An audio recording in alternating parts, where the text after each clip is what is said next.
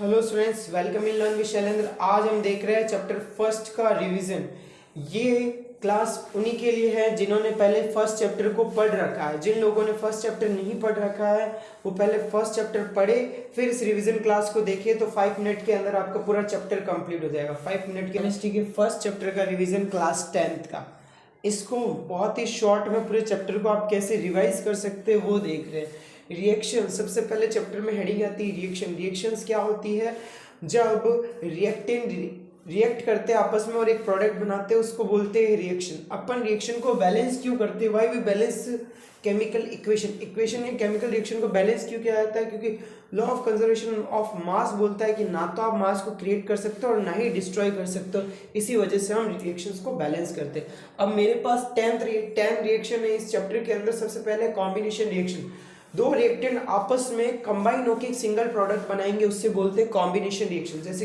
जैसे कि वर्ड से पता लगता है कि कॉम्बिनेशन मतलब दो रिएक्टेंट आपस में कंबाइन होंगे और एक सिंगल प्रोडक्ट बनाएंगे, उससे कॉम्बिनेशन रिएक्शन बोलते हैं। डिकम्पोजिशन रिएक्शन, डिकम्पोज होना, एक सिंगल प्रोडक्ट डिकम्पोज होके दो प्रोडक्ट के अंदर डिकम्पोज होगा, उससे बोलते हैं डिकम्पोजिशन रिएक्शन। एक सिंगल रिएक्टेंट टू प्रोडक्ट के अंदर डिकम्पोज जाएगा, इस रिएक्शन को बोलते हैं डिकम्पोजिशन रिएक्शन। ये रिएक्शन 3 टाइप की होती है: थर्मल डिकम्पोजिशन, इलेक्ट्रोलाइटिक डिकम्पोजिशन और फोटोलाइटिक डिकम्पोजिशन।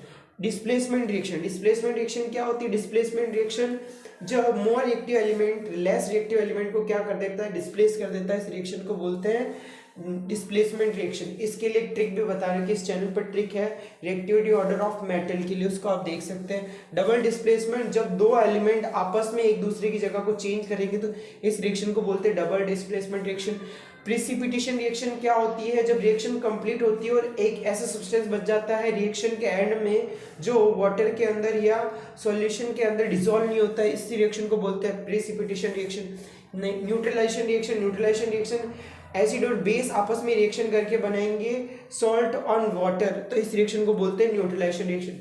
नेक्स्ट है ऑक्सीडेशन रिएक्शन, या तो ऑक्सीजन का एडिशन या हाइड्रोजन का सब्ट्रैक्शन, इस चीज को बोलते हैं ऑक्सीडेशन। या तो ऑक्सीजन क्या होगा? ऐड होगा, या फिर हाइड्रोजन सब्ट्रैक्ट होगी, हाइड्रोजन बाहर निकलेगी, इस चीज को बोलते हैं ऑक्सीडेशन। रिडक्शन क्या होता है? Just opposite of oxidation. Oxidation में क्या होता है? ऑक्सीजन ऐड होती है। रिडक्शन में क्या होता है? ऑक्सीजन बाहर निकलती है और हाइड्रोजन का एडिशन होता है, इस प्रोसेस को बोलते हैं रिडक्शन रिएक्शन। इनके पीछे रिएक्शन लिखना है। एक्सोथर्मिक रिएक्शन, ऐसी रिएक्शन जिसके अंदर से हीट बाहर निकलती है उसे बोलते हैं एक्सोथर्मिक रिएक्शन। और एंडोथर्मिक रिएक्शन, ऐसी रिएक्शन जिसके अंदर आपको रिएक्टेंट को तोड़ने के लिए आपको बाहर से एनर्जी देनी पड़ेगी, ऐसी रिएक्शन को बोलते हैं एंडोथर्मिक रिएक्शन। इन रिएक्शंस के एग्जांपल अच्छे से देख लें आप। Thank you. इस चैप्टर के 2 टॉपिक और बच गए, जिसमें एक है कोरोजन और रेंसिडिटी। कोरोजन और रेंसिडिटी, कोरोजन होता है मेटल के अंदर, मेटल्स ऑक्सीजन, वाटर और एसिड के साथ रिएक्ट करके अपने अनडिजायरेबल स्टेट में चली जाती है, उसको बोलते हैं कोरोजन। रस्टिंग वगैरह, आयरन पर रस्टिंग होना, कॉपर का ग्रीन कलर का होना और सिल्वर का ब्लैक कलर का होना कोरोजन के एग्जाम्पल है। रेंसिडिटी क्या होती है? रेंसिडिटी आपकी होती है, रेंसिडिटी फूड प्रोडक्ट में होती है। ऐसे फूड प्रोडक्ट जिसमें ऑयल हो या फैट हो, उनकी टेस्ट में या उनमें स्मेल आने लग जाती है, उस चीज़ को बोलते हैं रेंसिडिटी। रेंसिडिटी से प्रिवेंट करने के लिए जो चिप्स के पैकेट्स होते हैं उसमें N2 गैस फिल की जाती है। ये मोस्ट इंपॉर्टेंट क्वेश्चन होता है इस चैप्टर के अंदर से।